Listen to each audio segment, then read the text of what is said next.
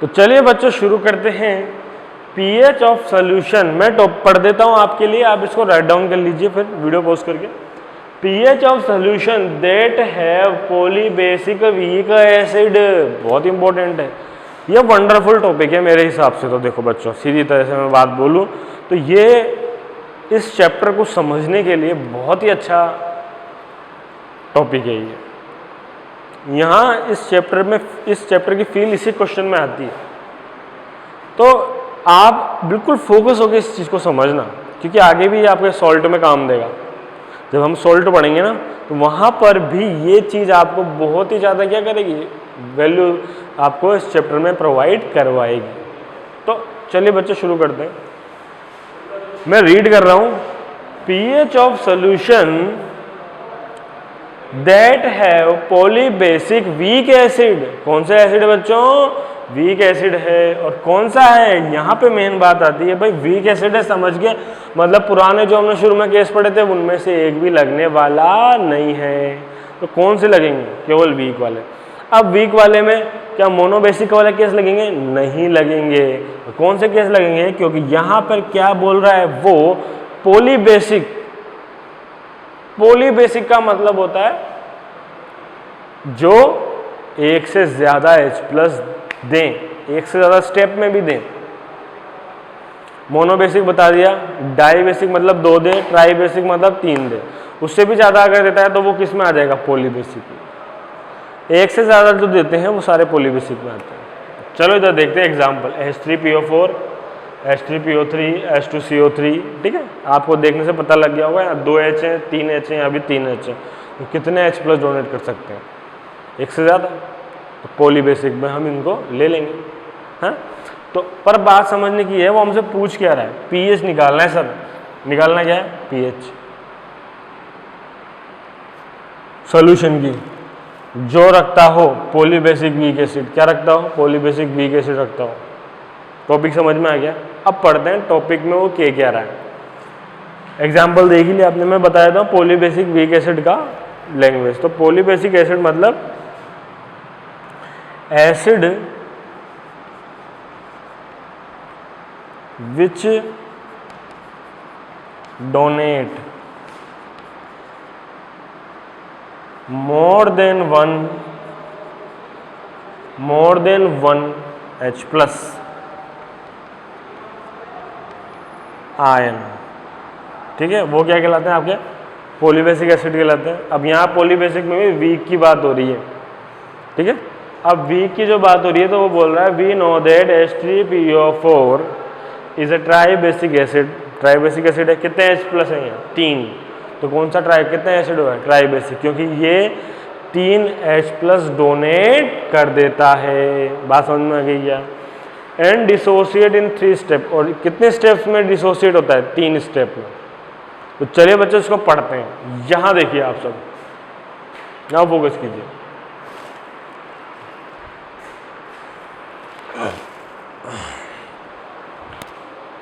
हर बच्चे का फोकस यहां होना चाहिए, ठीक है। अब आप इसको देखिए बिल्कुल ध्यान से। क्लास में जिस बच्चे का ध्यान एंड तक बना रहेगा ना टॉपिक में, उसी को समझ में आता है। तो बिल्कुल यहाँ फोकस कीजिए। H3PO4 कौन सा एसिड है, देख के समझ जाओ। अरे सर ये तो पॉलीबेसिक एसिड है, और पॉलीबेसिक में भी वीक एसिड है, ठीक है। तो पॉलीबेसिक वीक एसिड में 3 स्टेप लिख रखी है, देखो मैंने पहले, अभी हम उसको फुलफिल करेंगे। तो H3PO4 को डिसोसिएट करना है, इस लाइन की इधर रखना। H3PO4 को डिसोसिएट करना है, तो कैसे करूंगा, अरे सर H प्लस निकाल दो ना, निकाल दो दिया, डोनेट कर दिया H प्लस। कौन से स्टेप में, ये पहली स्टेप है आपकी, ओके।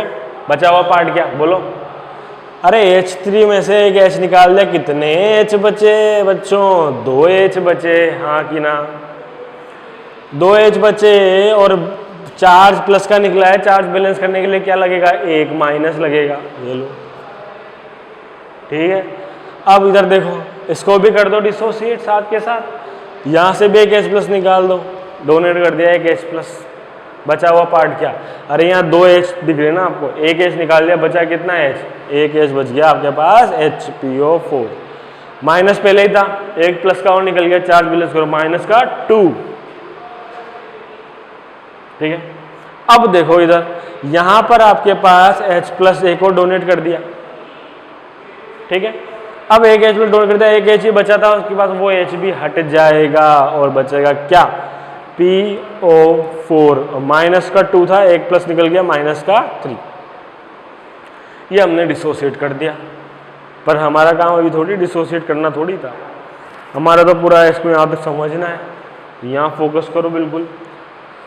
K1 की वैल्यू क्या आएगी बताओ, प्रोडक्ट की कंसंट्रेशन अपॉन रिएक्टेंट की कंसंट्रेशन और स्टाइकियोमेट्रिक कोएफिशिएंट उनकी पावर में। यहाँ लिख देंगे हम H+ की कंसंट्रेशन, स्टाइकियोमेट्रिक कोएफिशिएंट कितना 1, H2PO4 माइनस की कंसंट्रेशन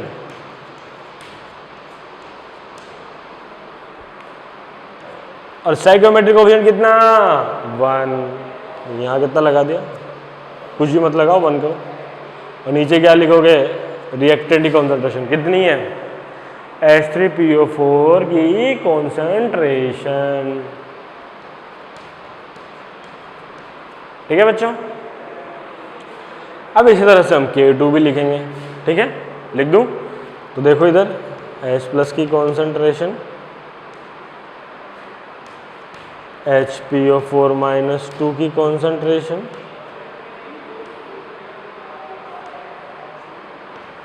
H2PO4 माइनस की कंसंट्रेशन, ठीक है। अब इधर देखो H+ की कंसंट्रेशन,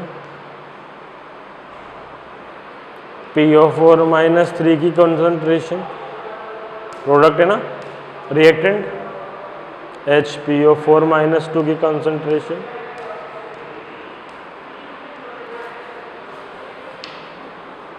ओके।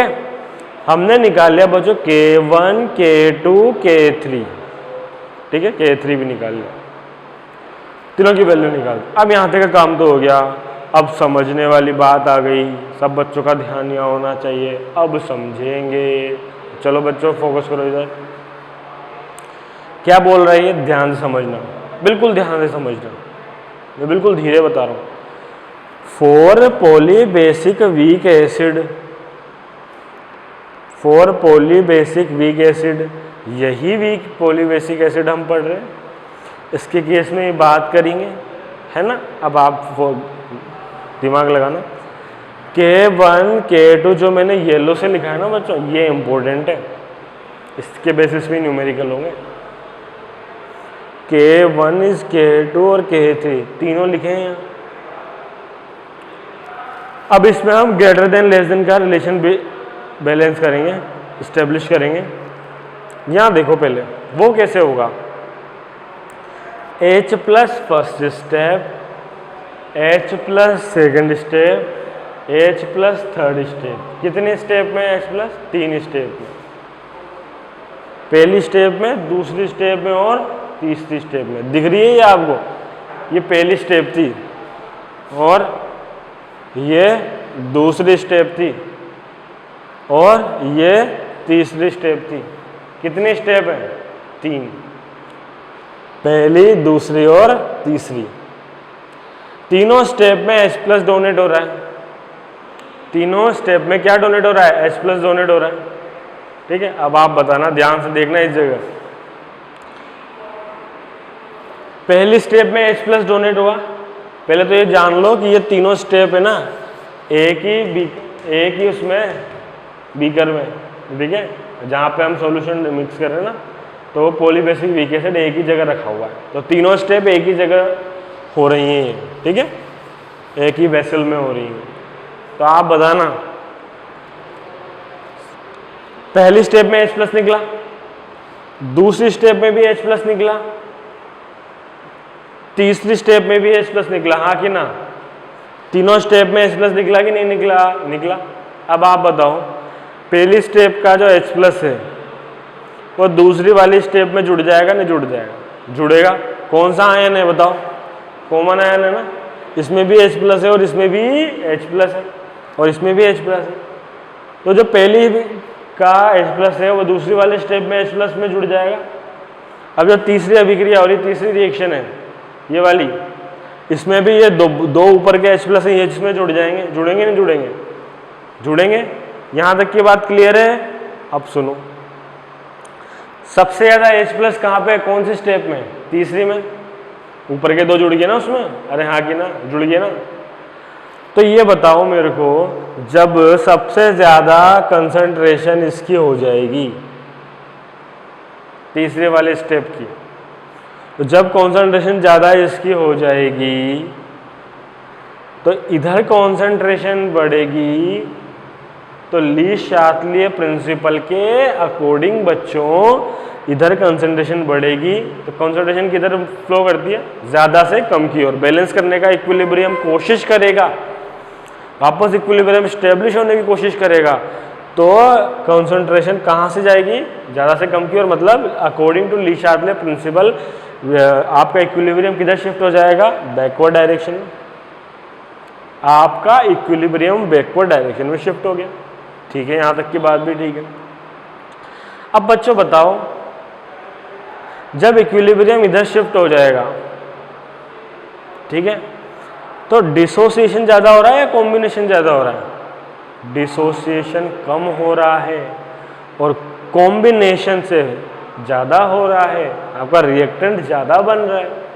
ठीक है, सेम यही चीज़ इधर होगी, इक्विलिब्रियम इधर शिफ्ट होगा, ये ज़्यादा बनेगा, ये कम बनेगा। तो पहले तो H प्लस की कॉन्सेंट्रेशन बढ़ गई थी, पर according to Le Chatelier principle वो वापस क्या हो जाएगी, कम हो जाएगी, और आपका क्या होगा, वापस कम हो जाएगी इधर H प्लस की कॉन्सेंट्रेशन। तो जो पहली वाली स्टेप में जो होगा ना बच्चों H प्लस, वही ज़्यादा बचेगा, क्योंकि उसमें इतने H प्लस नहीं है कि वो इक्विलिब्रियम को पीछे शिफ्ट कर सके कंपैरेटिव टू सेकंड और थर्ड, है ना। तो इनमें तो इक्विलिब्रियम पीछे शिफ्ट हो जाएगा, जबकि उसमें नहीं होगा ऐसा, क्योंकि वहाँ पे H प्लस की कंसंट्रेशन इतनी नहीं थी। तो इसलिए मैं ये कह सकता हूँ कि पहली वाली स्टेप में H प्लस ज़्यादा होंगे कंपैरेटिव टू 2 और 3, क्योंकि बच्चों पहले तो दोनों और सेकंड और थर्ड स्टेप में ज़्यादा हो गई थी कंसंट्रेशन, पर इक्विलिब्रियम डी शार्टली प्रिंसिपल के अकॉर्डिंग वो कंसंट्रेशन वापस क्या हो गई, कम हो गई, क्योंकि इक्विलिब्रियम किधर शिफ्ट हो गया, बैकवर्ड डायरेक्शन में। और बैकवर्ड डायरेक्शन में तो रिएक्टेंट ज़्यादा बन रहा है, डिसोसिएशन कम हो रहा है, तो H प्लस कम बनेंगे, है ना, सेकंड और थर्ड में। तो इसलिए मैं लिख सकता हूँ ये H plus first step is greater than H plus second step is greater than H plus third step. Very important चीज़ है, ठीक है। अब दूसरी बात देखो, ये तो हमें पता लग गया H प्लस के बारे में। अब आप मुझे बताओगे बच्चों कि H प्लस क्या K2 के प्रोपोर्शनल चल रहा है क्या, हाँ चल रहा है प्रोपोर्शनल। तो H प्लस फर्स्ट स्टेप का ज़्यादा है, तो K1 भी फर्स्ट स्टेप का ज़्यादा होगा। तो यहाँ पे मैं लिख दूंगा K1 first step is highly greater than comparative to K second step और थर्ड स्टेप। तो सेकेंड स्टेप में H प्लस इससे कम है, तो सेकेंड स्टेप में जो H प्लस है कम है, तो K2 भी उसका क्या होगा, कम होगा, क्योंकि प्रोपोर्शनल चल रहा है ना बच्चों। और इसी तरह से K3 के लिए भी मैं लिख दूंगा ये हमारा पॉलीबेसिक वीक एसिड के लिए अजम्पशन है कि K1 इतना ज़्यादा है, कितना ज़्यादा है, बहुत ज़्यादा है, किसकी कंपैरिजन में, K2 और K3 के कंपैरिजन में। तो जब आप H प्लस निकालोगे तो H प्लस केवल किसके लिए काउंट करोगे, केवल फर्स्ट स्टेप के लिए काउंट करोगे। K2 और K3 को हम क्या मान लेंगे, नेग्लिजिबल मान लेंगे। H प्लस सेकेंड स्टेप और third step ion, H plus ion की कंसंट्रेशन सेकेंड स्टेप और थर्ड स्टेप में, सेकेंड स्टेप और थर्ड स्टेप में बहुत ही नेग्लिजिबल मान लेंगे। किसके कंपैरिजन में, फर्स्ट स्टेप के कंपैरिजन में, तो यही काउंट करेंगे। तो बच्चों यही बात है पॉलीबेसिक वीक एसिड की। इस चीज़ को ध्यान से समझ लेना, दोबारा देख लेना बैक करके, पर ये बहुत ज़रूरी है। सॉल्ट में भी हम इसी चीज़ को पढ़ेंगे और ये चैप्टर को डीपली समझाता है, तो हम इस बात को अच्छे से समझने की कोशिश करें बच्चों, ठीक है बच्चों। तो एक बार इसको नोट डाउन कर लीजिए आप। तो चलिए बच्चों शुरू करते हैं। अब तक हमने देखा बच्चों, जो टॉपिक हमने लिया था उसका न्यूमेरिकल देख लिया था। अब दोबारा हमने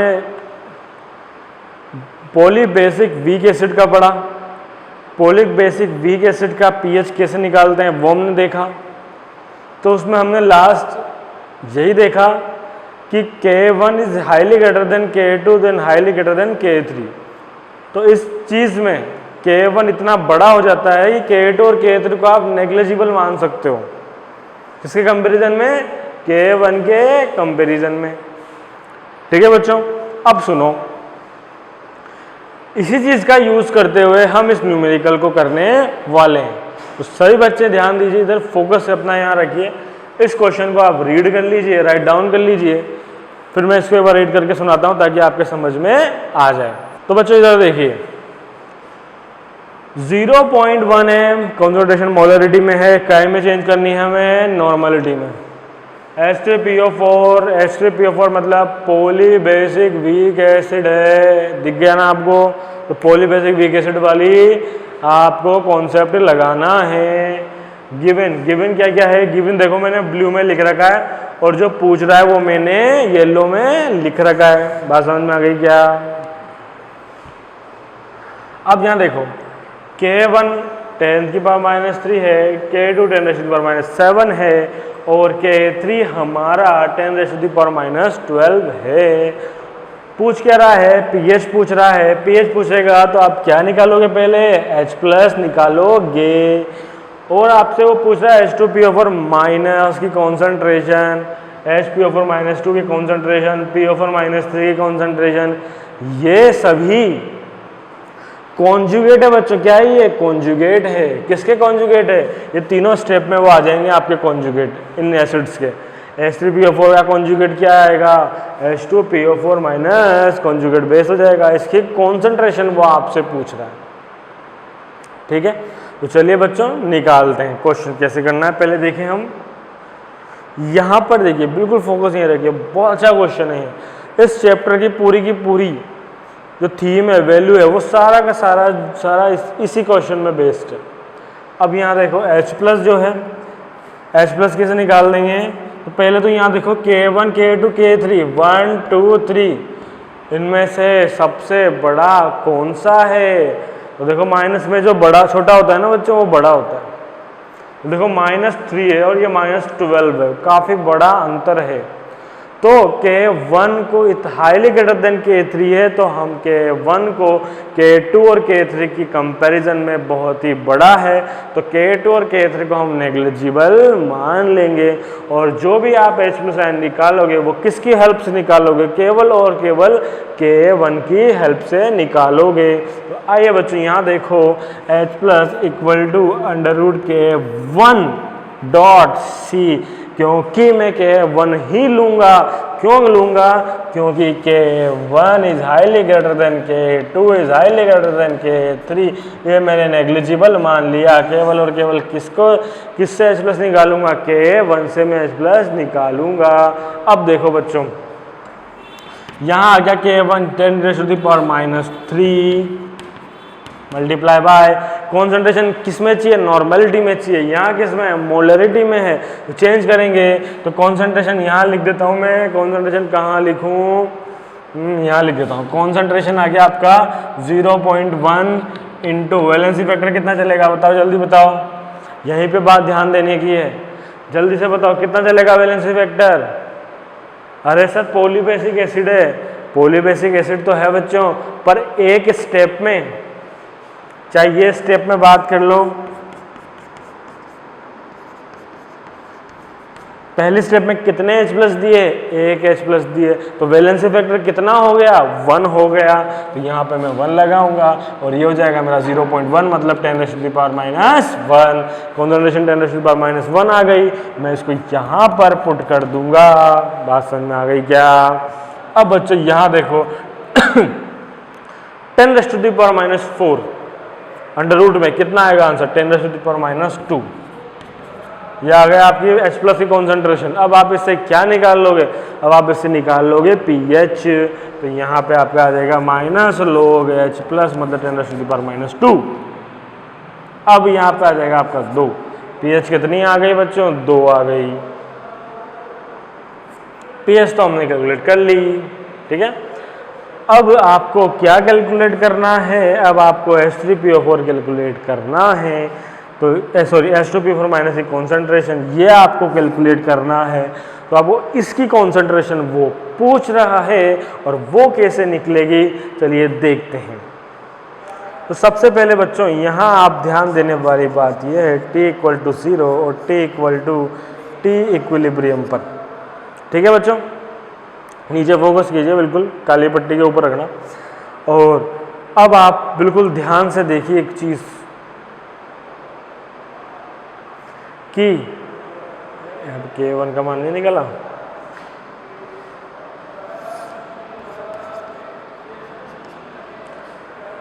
H3PO4 की कॉन्सेंट्रेशन नॉर्मलिटी में इस स्टेप में कितनी आई थी? अरे सर 10⁻⁻1 आई थी।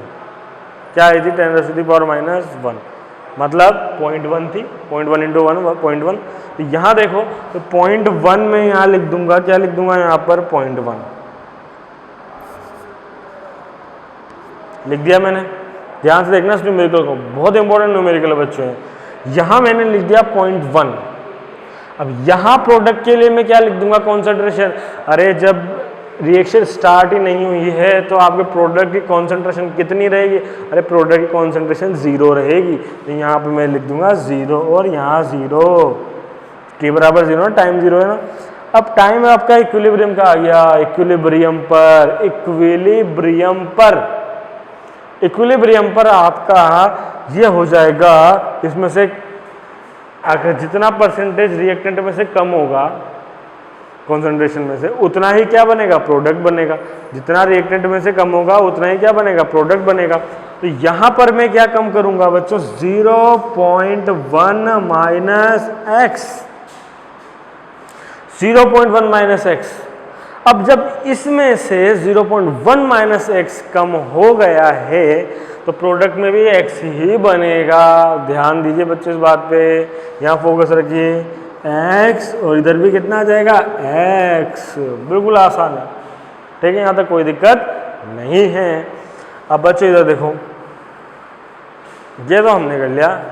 अब हम इसके लिए K1 निकालेंगे अभी बाद में। यहाँ देखिए बच्चों भी, अब आप मुझे बताइए H2PO4 माइनस, यहाँ फोकस रखो बच्चों, H2PO4 माइनस, आगे मैं इसका आयनाइज करने के बाद क्या लिखूंगा बोलो? आयनाइज करने के बाद लिखूंगा H प्लस, कम कर दो, डोनेट कर दिया, बचा क्या? बचा आपके पास HPO4 माइनस के 2, हाँ कि ना? अब HPO4 माइनस 2 यहाँ पे मैं लिख दूंगा। तो उसके बाद मैं आपसे पूछता हूँ t बराबर 0 मतलब टाइम 0 है, उस कंडीशन में H2PO4 माइनस की कॉन्सेंट्रेशन क्या होगी बोलो? वेरी गुड बच्चों, जिसको आ गया अच्छी बात, जिसको नहीं आया वो इधर देखिए, यहाँ फोकस कीजिए, इधर देखिए। H2PO4 माइनस की कॉन्सेंट्रेशन हमने कितनी बता रखी है? x। तो यहाँ मैं क्या लिख दूंगा भाई? x, क्योंकि ये वाली रिएक्शन इसके बाद ही हो रही है।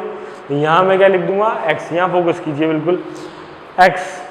और यहाँ रिएक्शन स्टार्ट होने में प्रोडक्ट होता ही नहीं है, तो कितना आ गया? 0 और 0। ठीक है, मैं येलो से लिख देता हूँ ताकि आपको अच्छे से दिखेगा। ओके, अब यहाँ देखो बच्चों, t बराबर t इक्विलिब्रियम पर, जब समय आपका इक्विलिब्रियम कंडीशन का है, उस कंडीशन में आप क्या लिखोगे? x। अब x तो आपने ले लिया, अब इसमें से कुछ भी तो डिसोसिएट होगा, इक्विलिब्रियम पे। जितना इक्विलिब्रियम पे रिएक्टेंट डिसोसिएट होगा, आयनाइज्ड होगा, उतना ही आपका प्रोडक्ट बनेगा। तो इसमें से मैं कितना डिसोसिएट करता हूँ? y माइनस के, तो प्रोडक्ट भी कितना बनेगा? प्लस के y और प्लस के y। कोई दिक्कत वाली बात नहीं है। अब यहाँ बताओ, इसमें हम फिर K3 कैलकुलेट कर लेंगे, सॉरी K2 कैलकुलेट कर लेंगे। ओके, अब बच्चों इधर ध्यान दो इस रिएक्शन पे। K3 थर्ड रिएक्शन में H प्लस डोनेट होने के बाद क्या बचेगा? यहाँ -2 आएगा। H प्लस डोनेट होने के बाद H हटा दो, बचा क्या? PO4। अब -2 तो पहले ही था, 1 प्लस का चार्ज और निकल गया, चार्ज बैलेंस करो -3 आ गया। यहाँ तक भी कोई दिक्कत वाली बात नहीं है। अब t बराबर 0 पर आप बताओ मैं क्या लिखूं। बहुत बढ़िया भाई, y तक तो हमने वहां देखो यहाँ क्या माना था, H2O4 - 2 की कंसेंट्रेशन कितनी है y। तो जब ये वाली रिएक्शन स्टार्ट होगी थर्ड स्टेप, तब इसकी कंसेंट्रेशन कितनी रहेगी y, और इस येलो से लिख देता हूँ y, और ये कितनी रहेगी बच्चों 0, और ये कितनी रहेगी बच्चों 0। ये 0 0 क्योंकि ये प्रोडक्ट बना नहीं है, रिएक्शन स्टार्ट नहीं हुई है। और इक्विलिब्रियम पे कितना आएगा बच्चों, यहाँ फोकस कीजिए नीचे, इक्विलिब्रियम पे आएगा y - z। अरे आएगा कि नहीं आएगा। अब z इसमें से डिसोसिएट हो गया, आयनाइज हो गया, तो z ही प्रोडक्ट बनेगा। तो यहाँ मैं लिख दूंगा z, और यहाँ भी z। ठीक है। अब सुनो मेरी बात बच्चों, सब बच्चों का फोकस यहाँ होना चाहिए। ठीक है, एक बार यहाँ दिखाना, क्या H प्लस इसमें भी है, हाँ है। इधर आओ, क्या H प्लस इसमें भी है, हाँ है। क्या H प्लस इसमें भी है, हाँ है। तो तीनों जो स्टेप्स हैं एक ही वेसल में कंप्लीट हो रही हैं। तो कॉमन आयन इफेक्ट की, due to common ion effect x plus y plus z किसकी कंसंट्रेशन हो जाएगी, H प्लस की। ठीक है, तो मैं यहाँ लिख दूंगा, क्या लिख दूंगा, इधर देखो, इधर फोकस कीजिए, इधर फोकस कीजिए। H प्लस की कंसंट्रेशन हो जाएगी x plus y plus z. ठीक है, इधर फोकस कीजिए वापस, इधर भी हो जाएगी x plus y plus z. ठीक है, और इधर भी हो जाएगी x plus y plus z. यहाँ तक कोई दिक्कत वाली बात नहीं है। अब बच्चों मुझे बताओ, अब मैं बच्चों ये हमें K1 K2 K3 के वैल्यू निकालेंगे, और जो गिवन है न्यूमेरिकल में वो यहाँ पुट कर देंगे, और हम जो x y और z हमारा मोटिव है निकालने का। ठीक, तो अब मैं थोड़ा लगभग मान रहा हूँ। अब इधर फोकस कीजिए वापस, यहाँ फोकस कीजिए नीचे। 0.1 में से x, देखो बच्चों ये वीक एसिड है, पॉलीबेस वीक एसिड है, इसका डिसोसिएशन बहुत कम होता है। इसका डिसोसिएशन जब बहुत कम होगा तो 0.1 की कंपैरिजन में x कुछ भी नहीं है। तो मैं मान सकता हूँ 0.1 माइनस x कितना, 0.1, लगभग बराबर। अब x plus y plus z है, y और z x के कंपैरिजन में कुछ नहीं है। ठीक है, क्योंकि थर्ड स्टेप पे हमने बताया था डिसोसिएशन बहुत कम हो जाता है due to common ion effect. अब तो पहले वाले स्टेप में जो निकल रहा है ना बच्चों x, ये बहुत बड़ा है y और z के कंपैरिजन में, तो मैं यहाँ भी लिख सकता हूँ, ये लगभग बराबर होगा x के। आसान, क्योंकि K1 का मान ज़्यादा था K2 और K3 से। ठीक है, H प्लस जो पहले स्टेप में निकल रहे थे वो ज़्यादा था सेकंड और थर्ड स्टेप से। इसी के बिहाफ में बोल सकता हूँ कि जो ये वाला आयन निकल रहा है ना वो ये बहुत ज़्यादा है, मतलब x बहुत ज़्यादा है। किसके कंपैरिजन में, y और z के कंपैरिजन में। ठीक है, वही कॉन्सेप्ट जो हमने अभी थोड़ी देर पहले पढ़ा था वही अप्लाई कर रहे हैं। ठीक है, तो मैंने लिख दिया x plus y plus z लगभग बराबर है x के, क्योंकि y और z बच्चों बहुत नेग्लिजिबल है। आप उसको जोड़ो या मत जोड़ो कोई फर्क नहीं पड़ने वाला, आप x को घटाओ या मत घटाओ कोई फर्क नहीं पड़ने वाला। तो इधर आओ बच्चों वापस। ठीक इसी तरह पे x माइनस वाई आपका लगभग बराबर हो जाएगा x। हाँ sir, x plus y plus z किसके बराबर हो जाएगा आपका, बोलो। हाँ, x के लगभग बराबर किसके हो जाएंगे, x। ये भी किसके बराबर हो जाएगा, x के। y में से z लगभग बराबर किसके हो जाएगा, y के, क्योंकि z बहुत छोटा है। y और z में से कंपेयर करोगे तो z बहुत छोटा है, तो नेग्लिजिबल लगभग बराबर किसके मान लेंगे, z को नेग्लिजिबल मानेंगे तो y माइनस जेड लगभग बराबर होगा y के। इसी तरह से x माइनस वाई लगभग बराबर है x के, क्योंकि y बहुत छोटा है। ठीक है, अब आप इधर देखो, वापस इधर फोकस करो, यहाँ फोकस करो इस जगह। K1 की वैल्यू कितनी है जल्दी बताओ बच्चों, वहाँ पे आपसे आंसर आना चाहिए। K1 की वैल्यू ये आपका बन जाएगा प्रोडक्ट की कॉन्सेंट्रेशन अपॉन रिएक्टेंट की कॉन्सेंट्रेशन, है ना। तो मैं लिख दूंगा, पहले मैं इधर एक स्टेप लिख के दिखा देता हूँ आपको, ताकि आपका कोई कंफ्यूजन नहीं रहेगा।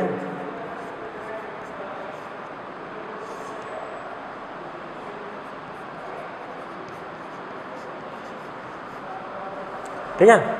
अब बच्चों एक बार बताओ, H+ की कंसेंट्रेशन कितनी है? X। H2PO4 माइनस की कितनी? X। H3PO4 की कितनी? 0.1। K1 की वैल्यू कितनी? 10⁻³ कितना आ गया? ये क्या, इसको क्या 10⁻1 लिख सकता हूँ, 10⁻1 इंटू 10⁻3 10⁻4 x²। तो x मेरा आ गया 10⁻²। आसान, x की वैल्यू मैंने निकाल ली। x मेरा क्या है? x मेरा H2PO4 माइनस है। x मेरा क्या है? H2PO4 minus. x मेरा क्या है? H2PO4 माइनस की कंसंट्रेशन ही पूछ रहा था। क्या मैं x निकाल लिया क्या? हाँ निकाल लिया, 10⁻²। x ही मेरा क्या है? H2PO4 माइनस की कंसंट्रेशन। क्या वही है? क्या निकाल ली क्या? तो मेरा ये आ गया, क्या आंसर आ गया मेरा? H2PO4 माइनस की कॉन्सेंट्रेशन आपकी आ गई कितनी? 10⁻²। आसान। अब सुनो, अभी तो ये दोनों भी तो निकालने हैं बच्चों, y और z। ये y है और ये z है ना। तो आओ इधर आओ, K2 की वैल्यू पुट करो यहाँ। K2 मतलब प्रोडक्ट अपॉन रिएक्टेंट की कॉन्सेंट्रेशन। स्टोइकियोमेट्रिक कोएफिशिएंट 1 चल रहा है। अब यहाँ पे क्या लिख दोगे? x मल्टीप्लाई बाय y और इधर क्या? x। ठीक है। K2 कितना चल रहा है? यहाँ देखो, इधर दिखाओ K2 कितना चल रहा है? 10⁻⁷। तो यहाँ मैं लिख दूंगा 10⁻⁷ इक्वल टू x से x कैंसिल आउट हो जाएगा, y मेरा आ गया कितना? 10⁻⁷। तो मेरा मैं लिख सकता हूँ HPO4 -2। यह आ गया आपका HPO4 -2 जो कि y है, वो HPO4 -2 जो कि y है, उसकी हमने कितना निकाला? 10⁻⁷। तो मैं लिख सकता हूँ 10⁻⁷। कितना आसान है। अब यहाँ देखो, K3 निकालना है। K3 कैसे निकालेंगे बोलो? वापस वही प्रोडक्ट की कॉन्सेंट्रेशन स्टोइकियोमेट्रिक कोएफिशिएंट पावर में अपॉन रिएक्टेंट की कॉन्सेंट्रेशन। तो मैं लिख सकता हूँ x into z। Very good बच्चों, x इंटू z।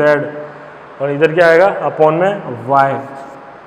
K3 की वैल्यू कितनी है? जल्दी बताओ बच्चों, K3 की वैल्यू है आपकी कितनी आएगी? K3 की वैल्यू इधर फोकस करो, 10⁻⁻12। तो वापस इधर आओ, 10⁻⁻12 K3 इक्वल टू x कितना आया था आपके? x कहाँ गया? x आपका आया था 10⁻⁻2 मल्टीप्लाई z अपूर्ण में है आपके y कितना आया? 10⁻⁷। तो z आपका आ जाएगा, z कितना आ गया? z आपका आ गया, देखो 10⁻⁷ है, 10⁻⁷ 10⁻12 से मल्टीप्लाई हुआ कितना आएगा? 10⁻⁹। 10⁻⁹ और ये अपॉन में जाएगा 10⁻⁻2। तो -2 जब ऊपर जाएगा प्लस का हो जाएगा 10⁻2 और माइनस का 19 मतलब 10⁻⁻17। तो आपका z आ गया 10⁻⁻17।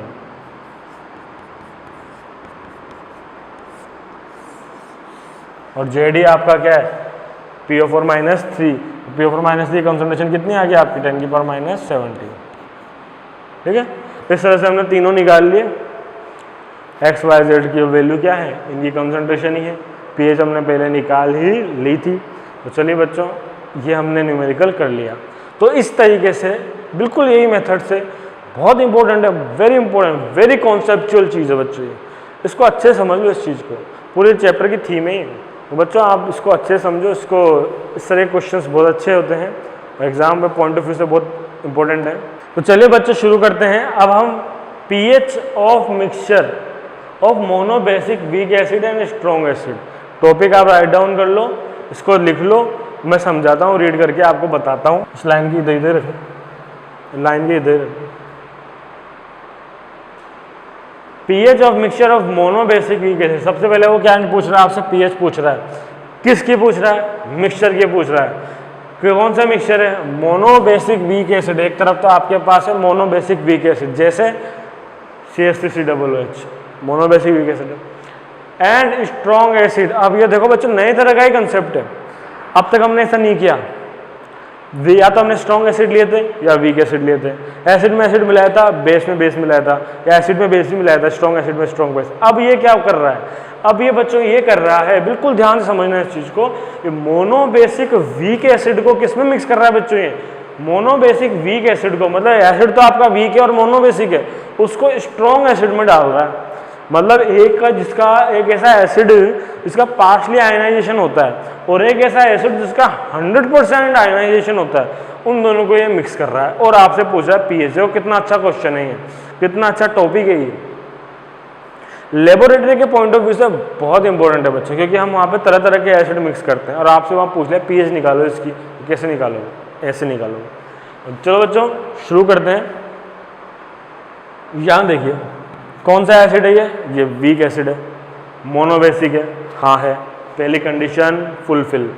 मिक्सचर है मतलब इसमें कुछ चीज़ मिलाएंगे, क्या मिला रहे हैं, एसिल मिला रहे हैं, क्या मिला रहे हैं, एसिल मिला रहे हैं, ठीक है, साइन गलत लगा दिया। देखो बच्चों ये वीक एसिड है, ये पार्शली आयनाइज होता है, इसलिए यहाँ पे साइन किसका आएगा, रिवर्सिबल का, और जबकि ये स्ट्रॉन्ग एसिड है, यहाँ साइन किसका आएगा, एसिल। ये साइन ध्यान से लगाना बच्चों, ये HCl है, ये फुल्ली आयनाइज होता है, तो पूरे ही एक साथ सारे के सारे इसके जितने ही मॉलिक्यूल्स हैं सब अपने अपने सारे H+ डोनेट कर देते हैं और आपका ये Cl- कॉन्जुगेट बेस बन जाता है। तो बच्चों इसमें इसको मिक्स कर रहे हैं, अगर ऐसी कंडीशन आती है, कंडीशन समझ में आ गई, टॉपिक समझ में आ गया, तो अब इसका सॉल्यूशन भी देख लो। अगर ऐसी कंडीशन आती है, in this situation pH only, ये आंसर है, रिजल्ट है आपका, pH only calculate H+ providing by HCl। मतलब ऐसी कंडीशन में जब वीक एसिड आपके स्ट्रॉन्ग एसिड में मिला दिया और वही मोनोबेसिक है, तो आप केवल जो pH निकालोगे ना, उसमें किसके H+ कंसीडर करोगे, केवल और केवल HCl के करोगे।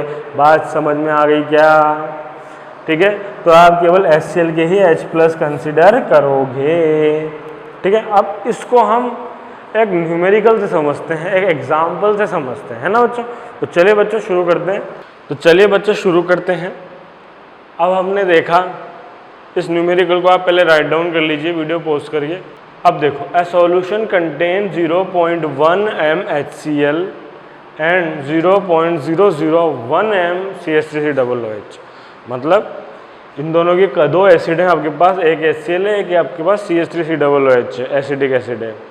तो बच्चों एक तो आपके पास स्ट्रॉन्ग एसिड है और एक आपके पास वीक एसिड है, ठीक है। अब हम दोनों को मिक्स कर रहे हैं, तो ये वाला केस है। सबसे पहले हमने केस आइडेंटिफाई किया कि केस कौन सा चल रहा है। केस है आपके पास स्ट्रॉन्ग एसिड में वीक एसिड को आप मिक्स करोगे, तो आप कैसे H+ निकालोगे, कैसे pH निकालोगे, वो चीज़ वाला केस लगेगा। तो करना क्या है, हमने आपको बताया था कि अगर इस तरह की सिचुएशन आती है तो आप केवल pH निकालोगे स्ट्रॉन्ग एसिड से, और हम क्योंकि वीक एसिड या वीक इलेक्ट्रोलाइट जो भी है उसके H+ आयंस बहुत कम होंगे स्ट्रॉन्ग एसिड के कंपैरिजन में, तो हम उसको नेग्लिजिबल मान के चलते हैं, ठीक है। तो ये कॉन्सेप्ट हमें लगाना है इस न्यूमेरिकल में। अब 0.1 m HCl, तो पहले कंसंट्रेशन को देख लेते हैं। 0.1 m HCl है और 0.0 m CH3COOH है। मतलब इसका क्या हो गया, पहले हमें कौन सी लेनी है, हमें केवल एसिडिक एसिड की लेनी है, सॉरी HCl की लेनी है, स्ट्रॉन्ग एसिड की। तो मैं यहाँ लिखता हूँ H+ इक्वल टू, अब K भी गिवन है क्या मेरे पास, K ऑफ एसिडिक एसिड ये है, एसिडिक एसिड का K दे रखा है और HCl का K नहीं दे रखा। यहाँ पर क्या होगा, H+ इक्वल टू, क्योंकि बच्चों K स्ट्रॉन्ग एसिड के केस में K की कोई ज़रूरत नहीं होती है, क्योंकि अल्फ़ा की कैलकुलेशन केवल वीक एसिड के लिए, अल्फ़ा की कैलकुलेशन जब हम करते हैं वीक एसिड के लिए, तभी हमें with the help of K करना पड़ता है ये काम। स्ट्रॉन्ग एसिड में तो जरूरत ही नहीं है, स्ट्रॉन्ग एसिड में H प्लस कितने दे रखे हैं, मोलर आपके पास 0, मोलरिटी कितनी दे रखी है 0.1 है, वैलेंसी फैक्टर कितना चल रहा है 1, तो नॉर्मलिटी में कितनी आ गई आपके H प्लस आ गई आपके 0.1 मतलब 10 की पावर -1, ठीक है।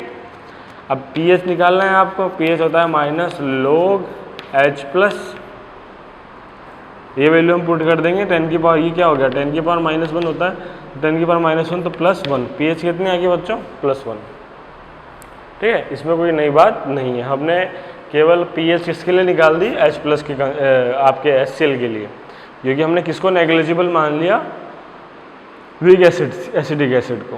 तो यहाँ बच्चों समझने की बात केवल इतनी सी थी pH के केस में तो, पर वो क्या हमसे pH ही पूछ रहा है क्या बस, नहीं, वो आपसे पूछ रहा है कॉन्सेंट्रेशन ऑफ एसीटेट आयन, जो एसीटेट आयन है आपका उसकी कॉन्सेंट्रेशन भी वो पूछ रहा है।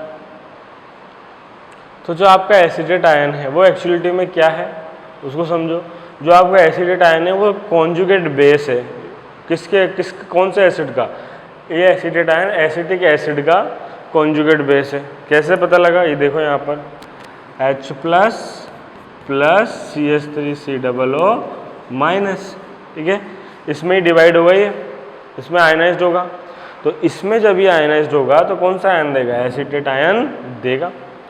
अब ये एसिटिक एसिड और ये एसीटेट आयन, तो अगर ये एसिटिक एसिड है तो ये कॉन्जुगेट बेस है, और इस कॉन्जुगेट बेस की आपसे वो कंसंट्रेशन पूछ रहा है।